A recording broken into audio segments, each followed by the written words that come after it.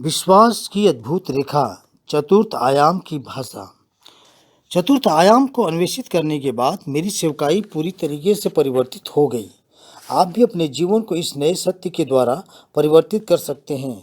आप शायद यह कहेंगे कि हम किस प्रकार अपनी अवचेतन को से सकते हैं। हम तो सीमित शरीर में रहते हैं और पवित्र आत्मा की कोई सीमा नहीं है और वह अपनी असीमित सामर्थ्य से संपूर्ण पृथ्वी को से सकता है। परंतु हम तो स्थान और समय की दृष्टि से अत्यंत सीमित हैं और हमारे सेने इनक्यूबेशन का केवल एक ही मार्ग है, भावना। हम अपनी भावना और कल्पना के द्वारा इनक्यूबेशन सकते हैं।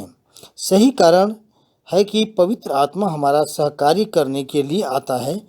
युवकों को दृष्टांत के द्वारा, वृद्धों को सपनों के द्वारा निर्मित करने में सहायता करता है। दर्शन और श्वान के द्वारा हम सीमा की दीवार को दूर कर सकते हैं और संपूर्ण सृष्टि से जा सकते हैं। इसलिए परमेश्वर का वचन कहता है, जहाँ दर्शन नहीं वहाँ लोग विनाश पाते हैं। यदि आप में दर्शन नहीं है तो आप निर्मित नहीं कर सकते हैं, और यदि आप निर्मित नहीं कर सकते, आप विनाश पाओगे। दर्शन और स्वप्न चतुर्थ आयाम की भाषा है और पवित्र आत्मा उनके द्वारा बातचीत करता है। केवल दर्शन और सपनों के द्वारा आप बड़ी कलीसिया के दर्शन देख सकते हैं।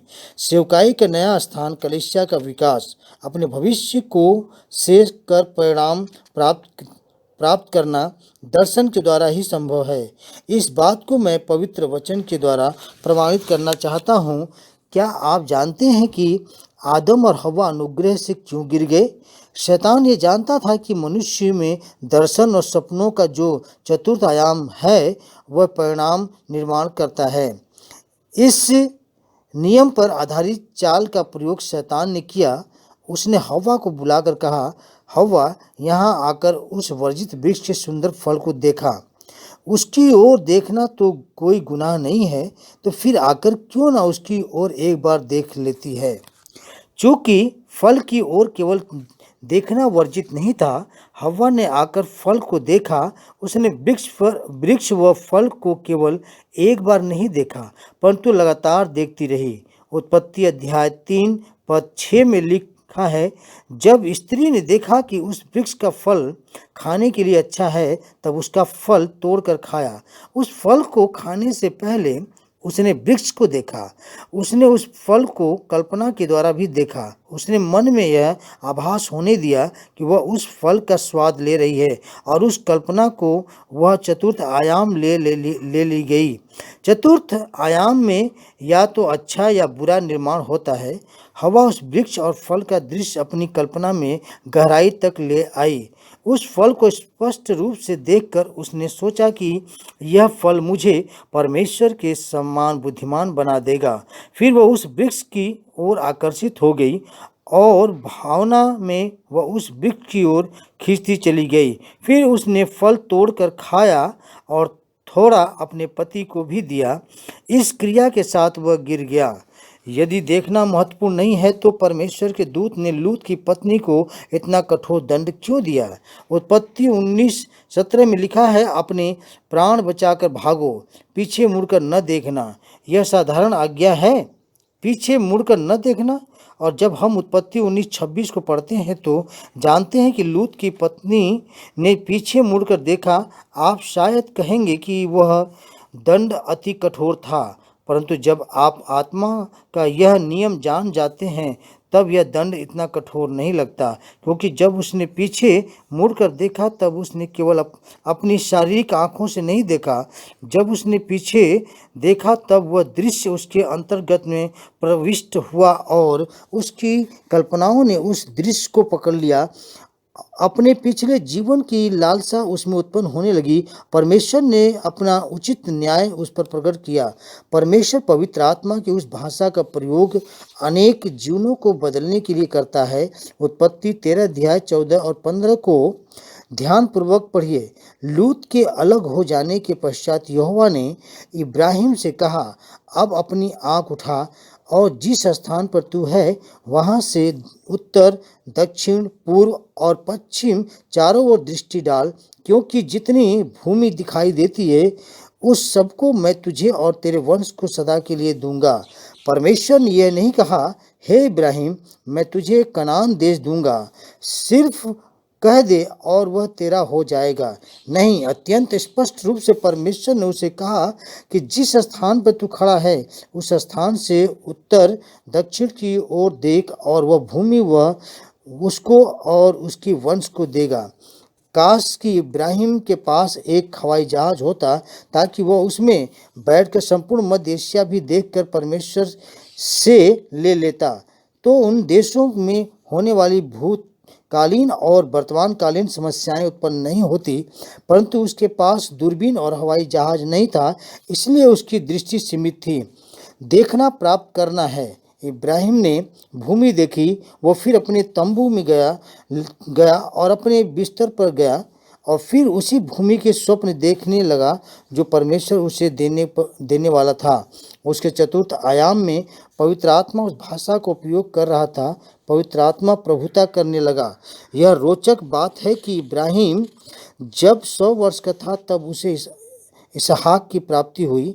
उस समय सारा 90 वर्ष की थी। उस उम्र में परमेश्वर ने उनसे आकर कहा कि तुम्हें पुत्र प्राप्ति होगी। इस बात को सुनकर अब्राम बहुत हंसा। इसका अर्थ यह हुआ कि इब्राहिम अविश्वासी था, उसने इस बात पर विश्वास नहीं किया। हम देखते हैं कि सारा भी तंबू के पीछे हंसी। परमेश्वर ने कहा, सारा तू क्यों हंसी? उसने कहा, नहीं, मैं नहीं हंसी। परंतु परमेश्वर ने कहा, नहीं, तू अवश्य हंसी है। इब्राहिम और सारा दोनों हंसे। दोनों ने विश्वास नहीं किया, परंतु विश्वास दिलाने का मार्ग परमेश्वर के पास था। परमेश्वर ने चतुर्थ आयाम का प्रयोग किया, पवित्र आत्मा की भाषा का उपयोग किया। एक रात परमेश्वर ने इब्राहिम से कहा, बाहर जा। मध्य एशियाई देशों में ओस बहुत कम होती है, इसलिए रात में आप अनगिनत तारे चमकते हुए देख सकते हैं। इब्राहिम बाहर आया और परमेश्वर ने उससे कहा, इब्राहिम ने तारों की गिनती कर। उसने तारे गिनने का प्रयत्न किया। खगोल शास्त्रियों का कहना है कि मानवीय चक्षुत्र द्वारा हम 6000 तारे गिन सकते हैं। तो हम सोच सकते हैं कि इब्राहिम तारों की गिनती करता गया और गिनती भूलता गया। अंत में कहा कि हे पिता, मैं इन्हें गिन नहीं सकता।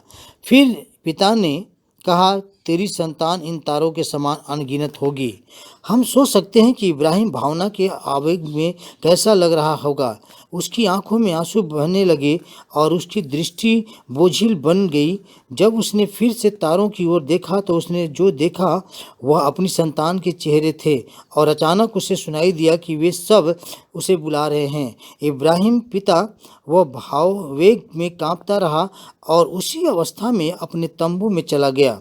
जब उसने आंखें बंद कर ली तब वह भी सो नहीं पाया, क्योंकि वह बार बार उसी दृश्य को देखता रहा कि तारे उसकी संतान के रूप में बदल रहे हैं और उसे पुकार रहे हैं, इब्राहिम पिता। यही दृश्य उसे बार बार दिखाई देता रहा और वह उसका स्वप्न और दर्शन बन गया। वह दृश्य तुरंत उसके चौथे आयाम का भाग बन गया। इन दृश्यों ने और स्वप्नों ने उसके 100 वर्ष वृद्ध शरीर पर अधिकार प्राप्त कर लिया और वह शरीर एक युवा अवस्था के शरीर में रूपांतरित हो गया। उस समय से वह परमेश्वर के वचन में विश्वास करने लगा। उसने परमेश्वर की स्तुति की। इब्राहिम को कौन इस प्रकार से बदल सकता था? केवल पवित्र आत्मा, क्योंकि परमेश्वर ने चौथे आयाम का नियम लागू कर दिया था, जिससे वह पवित्र आत्मा की भाषा कहते हैं। दर्शन और स्वप्नों ने इब्राहिम को बदल दिया। केवल उसका मन ही नहीं, परंतु उसका भौतिक शरीर भी। केवल उसे ही नहीं, परंतु उसकी पत्नी को भी। बाद में पवित्र शास्त्र भी आप देखते हैं कि अबीमेलेक राजा ने किस प्रकार सारा को अपनी रखेल बनाने की चाह की। हम साधारण प्राणी नहीं हैं। जब परमेश्वर हमें चौथे अंश के साथ उत्पन्न किया, आत्मिक विश्व में उत्पन्न किया, फिर परमेश्वर ने कहा, अब संपूर्ण तीसरे आयाम पर अधिकार रखो। केवल दरवाजे खटखटा कर मैं अपनी सेवकाई में आत्माओं का उद्धार नहीं कर सकता हूँ। ऐसा करने से मैं केवल संघर्ष करता रहूँगा। मैं विश्वास के मार्ग का प्रयोग करता हूँ और मेरी कलीसिया लगातार विकसित हो रही है और मेरे चर्च में 50,000 लिखित सदस्य हैं। मैं जब दफ्तर में जाता हूँ तो मेरे सामने काम का पहाड़ नहीं होता है, क्योंकि मैं विश्वास मार्ग पर चलता हूँ और जो काम पवित्र आत्मा कर सकता है उसे करने में मैं अपनी देह में संघर्ष नहीं करता हूँ। मैंने ये बात ज्ञात की है कि जब मैं अन्य देशों में सेवकाई के लिए जाता हूँ तब भी मैं पवित्र आत्मा के चतुर्थ आयाम में जा सकता हूँ और मैं उसे अपने देश की कलीसिया की आवश्यकता बना सकता हूँ और यह उस कार्य को पूर्ण करता है। प्रत्येक 2 दिन के पश्चात मैं अपनी पत्नी से फ़ोन पर बात करता हूँ और वह मुझे लगातार जानकारी देती है, जो कभी कभी मेरे लिए मेरे व्यक्तित्व को ठेस पहुंचाने का कारण बना सकता है। मैं सोचता था कि मेरी कलीसिया के सदस्य मेरे लौट आने की असहाय होकर प्रतीक्षा कर रहे होंगे और सोचता था कि रविवार की सभा में बहुत कम उपस्थिति होगी, परंतु मेरी पत्नी फ़ोन पर कहती है, आप यहाँ की चिंता मत कीजिए, कलीसिया आपके बिना भी उत्तम कार्य कर रही है।